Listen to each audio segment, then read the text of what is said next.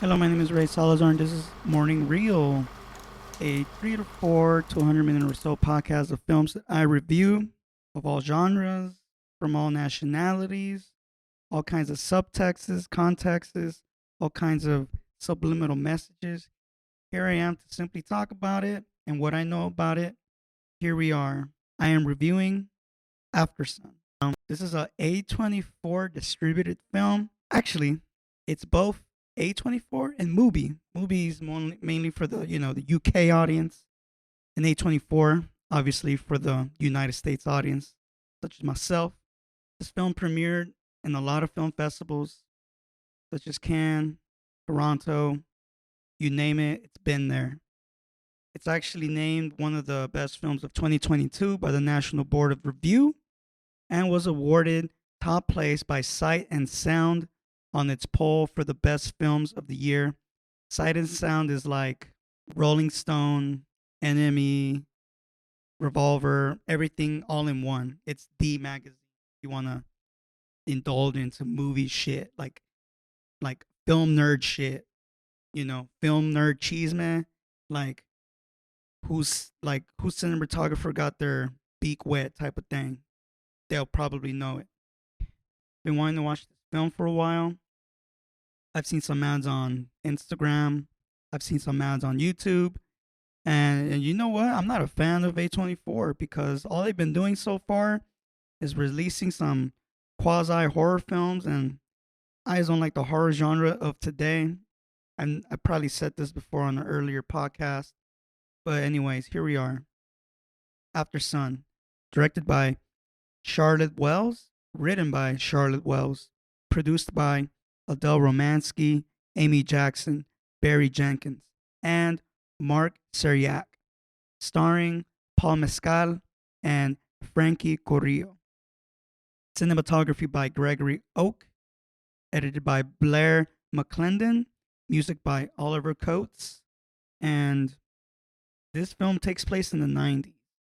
Now, this film is an adult film. It's not for kids, but it features a father-daughter relationship. Like how I have a father-son relationship. Stuff like that. So they go to this vacation, what it seems like Australia, but when you look at the film, I think they're in Turkey or some part of Turkey, which is very interesting. This film is very mysterious, but at the same time, not so mysterious. It's transparent because it doesn't leave you like when you're looking at the action of the film, everything's there. Nothing is really hidden. Maybe for the characters they're hidden, but for the audience, for the most part, we are spoon fed. But what the film is about, it goes a little deeper than that. Deeper from the surface. I like that, and that's After Sun, the film that kind of doesn't hold back, but at the same time, it wants you to figure out who these people are, why they are the way they are, and how we can apply that to our own selves, to the people that we are fucking around with, people that we call mom and dad, my wife, my brother, my sister, my cousin, all that stuff. It deals with mental health, deals with depression. The film is about a man, a father named Caleb. He is the father to an 11-year-old named Sophie. They go on this brief vacation. They go to the pool. They have fun. They have drinks. Like he has an alcoholic drink, and his daughter gets like a virgin version of a drink. They have fun. They eat. They go scuba diving. They talk. They talk about personal stuff.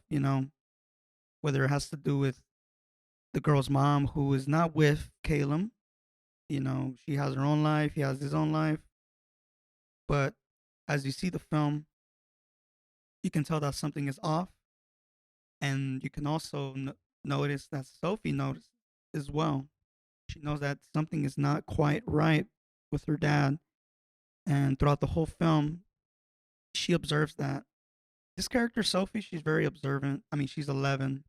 She's out on vacation. She's seeing all kinds of people, especially teenagers, do teenager stuff. And kind of seems like she's at that age where it's not like she's wondering, but she is paying attention to certain things that teenagers do, like drink, play pool, make out, stuff like that. And I guess make out behind closed doors. Caleb, he is observant in some level. I guess whenever she talks to him about, I guess, stuff, he really takes it into consideration. This guy is struggling with some sort of depression. And I mean, at this point, I pretty much spoiled the film, but not necessarily because we are exploring emotions, we are exploring feelings. Filmmaking is a lot like that. These characters are exploring themselves, getting through situations, and the action doesn't stop. What I like about this film is it's so, like I said, very transparent film. I like the transparency. I like how Charlotte Wells was able to write a character where her own curiosity pretty much drives the film. Not to say that because of her curiosity, certain events are prepped and taking place, but the things that happen in the film, certain scenes, certain situations, just raises more awareness, more questions about her dad. And this guy, Caleb, he's trying his best as it looks to try to be himself to his daughter, to be a certain person for his daughter. And it sucks because I guess he just he's very well aware that he is struggling, doing his best, and at the same time doesn't know how much longer he can keep up with this facade, and if he even wants to keep it up, because some people break, right? And things I like about this film, besides the writing, the characters, is also the cinematography. Um, I've said this before. They taught me this in film school. Every shot is important. There is a reason for any kind of shot, and it's true. Now I can't make out why Charlotte Wells decided to do certain shots for certain scenes, but there are some shots that I do like. There are shots that really kind of prepare you for the next scene.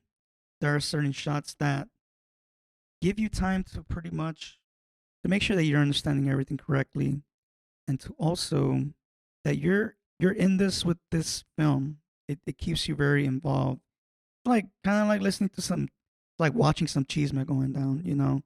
Watching some drama. I mean, we all love drama, which is why we go to the movies. We love seeing drama.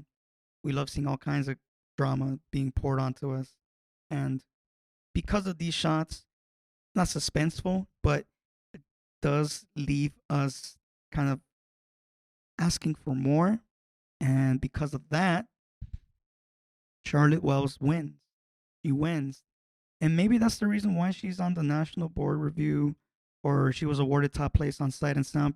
Not necessarily because of the shots that she chose, but it's because some of those shots really do bring the film to where it needs to be for the audience to keep being engaged. I'm welcoming it. We are smothered by it. There's so much I could kind of say about this film, but at the same time, I don't want to. The only thing I could say is that see this film, it's a fun film because you get to see creativeness from Charlotte Wells. I don't know who she is.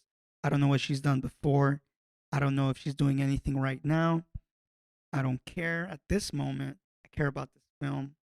She created something honestly very simple, but at the same time complex because humans are complex.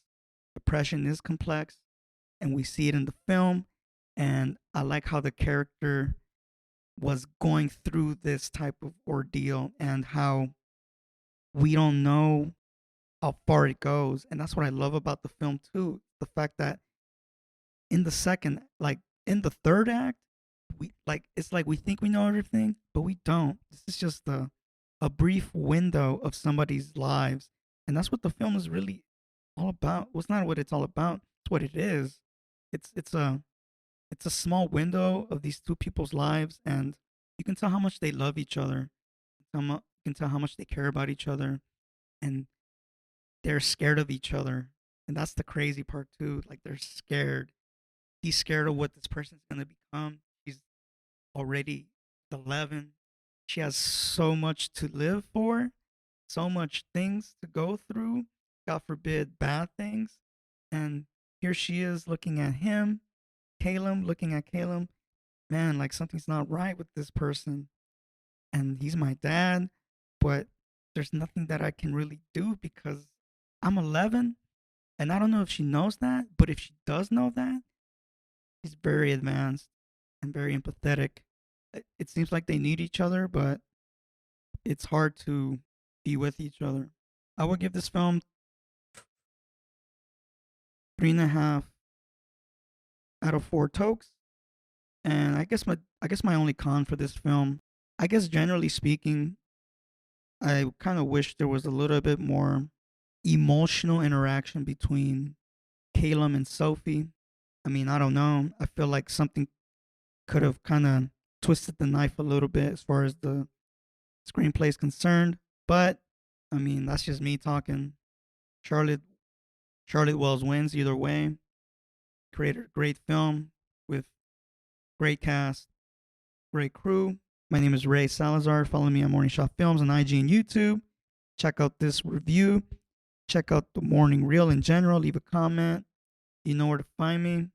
New Year's Eve, I will be putting out the film New Year's Eve. God, thank you.